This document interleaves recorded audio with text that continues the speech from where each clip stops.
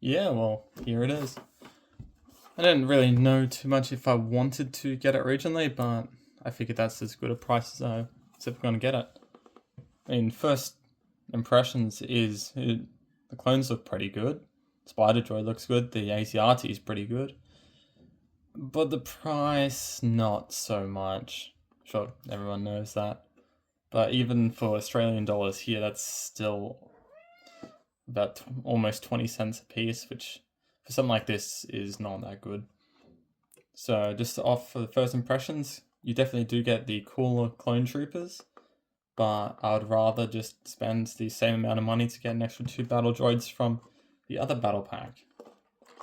Let's see if I change my mind when I build it.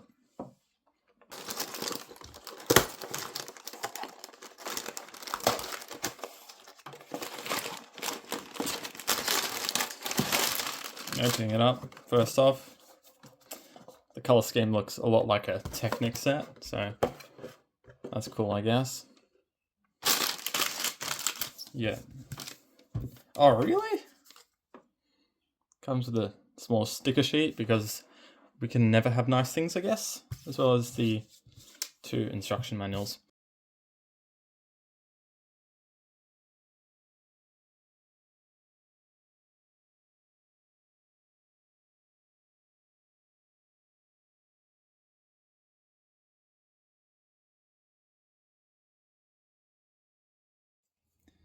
Okay, now that's all built, I honestly think my impressions of it are a bit better than when I started out.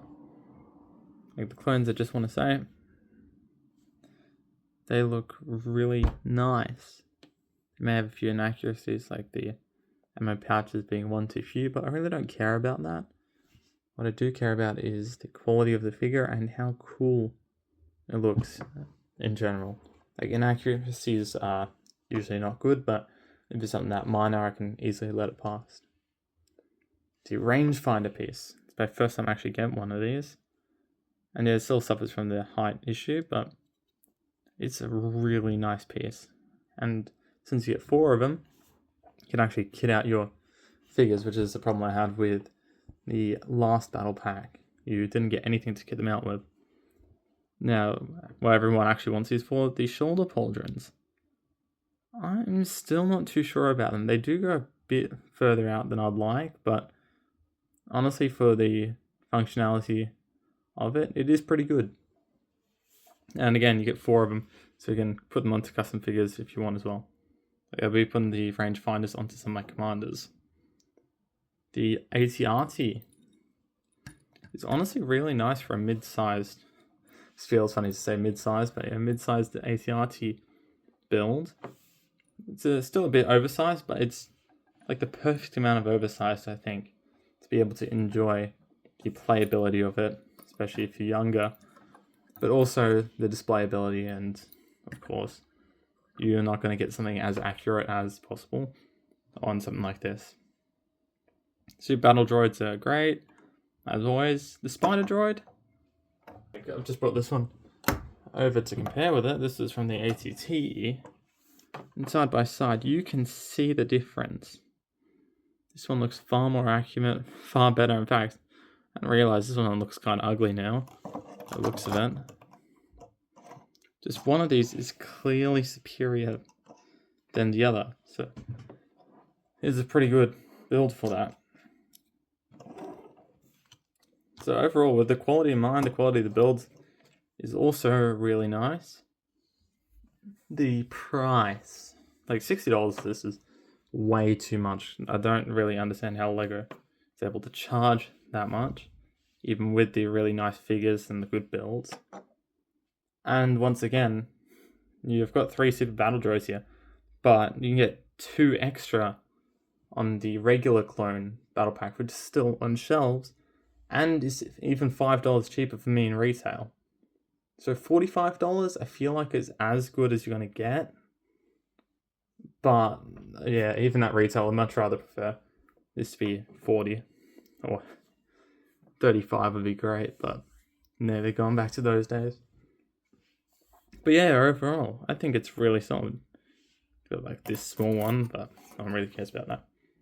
One thing I did want to see if I could do though was if I could really replace this, because like the legs, great, feet, great, got some nice shaping on it, and the shaping of the whole build's good, but we can all agree that cannon does not cut it.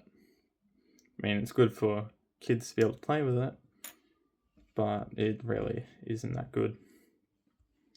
So I just want to see if I can quickly mock up a little something extra. Yeah, that's my modification for it. Isn't as nice as I would have liked it, but just using the leftover pieces, I don't think it's too bad. Pretty simple design if you want to replicate it yourself, just a few pieces.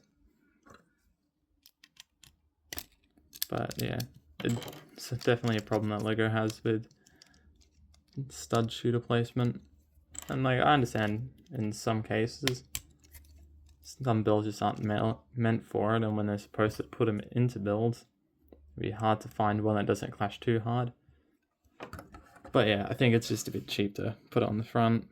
But yeah, definitely spend your time to make a replacement for it, and you can make it look so much better.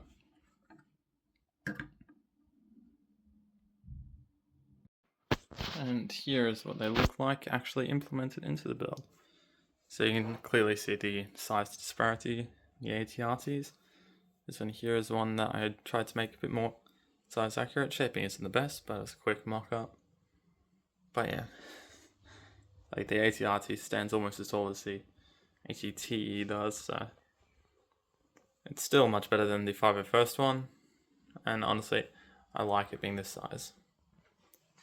Yeah, they blend in rather well. Anyway, those are my thoughts on the battle pack. I would recommend getting it yourself if you ever find it on sale, or if you get like a new on shelves discount or something like I got off of it. But yeah, full price, not a chance. It is really nice. Clones are good, troopers are good, builds good, droids are good. But yeah, I guess really got to fix their pricing problem. But yeah, besides that, that's all I've got for it. And yeah, final thoughts, I'd probably give it a solid 7 out of 10. But yeah, that price, not justifiable. Rest of it, great.